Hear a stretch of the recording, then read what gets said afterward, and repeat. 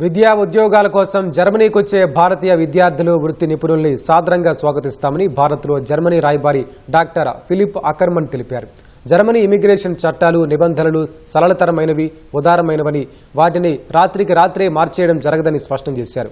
America H1-B visa రుసుములు గణనీయంగా పెంచేసిన నేపథ్యంలో భారతీయ విద్యార్థులు వృత్తి నిపుణులకు జర్మనీ మంచి ప్రత్యామ్నాయమవుతుందని చెప్పారు. తొలిసారి ఆంధ్రప్రదేశ్ పర్యటనకు వచ్చిన ఫిలిప్ అకర్మన్ పలు కీలక విషయాలను ఈనాడు ETVకి ఇచ్చిన ప్రత్యేక ఇంటర్వ్యూలో పంచుకున్నారు.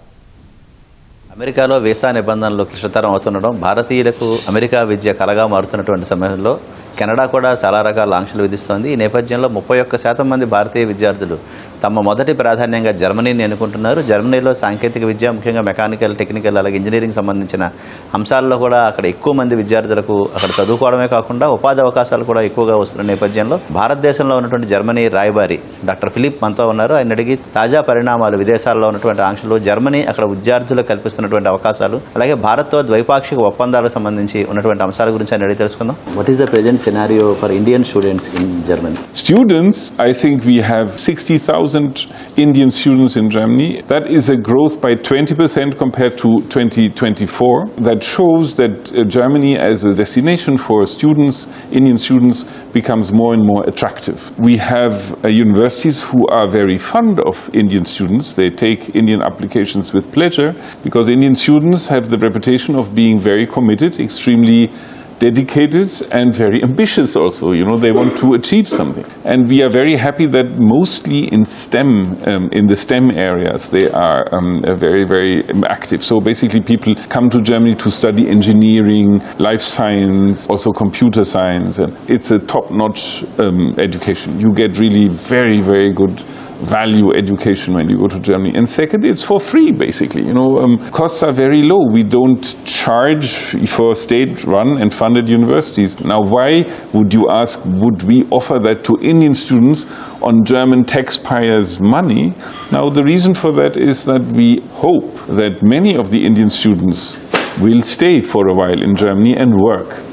You can stay after your graduation for 18 months in order to find a job. And once you find a job, basically it's easy to get a long-term permission to stay in Germany. And our statistics say that 60 to 70% of Indian students stay in Germany after their graduation, and that is good for us because we need these young Indians in order to fill the vacancies we have on the job market. With the United States, America drastically increasing H1-B visa fees, can Germany be considered the best destination for Indian students and professionals? We would never say that we are the best destination, even though we might think it, but we don't say it. That modesty will not allow us to say. But I think Germany is a good alternative. Our immigration legislation is stable, it's steady. Our immigration laws are predictable and reliable, and therefore we don't change overnight any provisions and prerequisites. So I think if Indians do feel that Germany is for them a possibility, we welcome them with open arms. We see that some agents in India aggressively recruit students for Germany. Now these agents don't work for German universities. They work for universities that come from other countries and have set up shop in Germany. And these universities, we feel, do not fulfill always the requirements of a university. They are expensive because they are private schools, you have to pay for them, and you don't get a German degree once you finish. And many people don't know that. You know, they basically walk in a trap, I would say.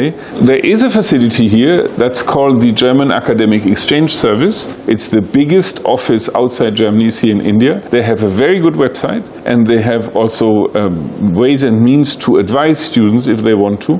So I would always direct any students to this DAAD, German Academic Exchange Service website, in order to double check whether the agent is really offering the right choice. What are the facilities and support does your government provide for the Indian students as aspiring to study in Germany? Are you planning to increase the number of visas in future? No, we don't put limits. The limits is basically how many, if German universities accept application by Indian students, we will issue the visa. You know, if there is no fraud involved, if the visa application is complete. But I said 25% of visas are rejected in the context of these universities whom we don't consider to be really full-fledged German universities. So the 60,000 are mostly with very good universities, you know. That's why we are so happy about them. One major challenge for Indians planning to study or work in German is the language barrier.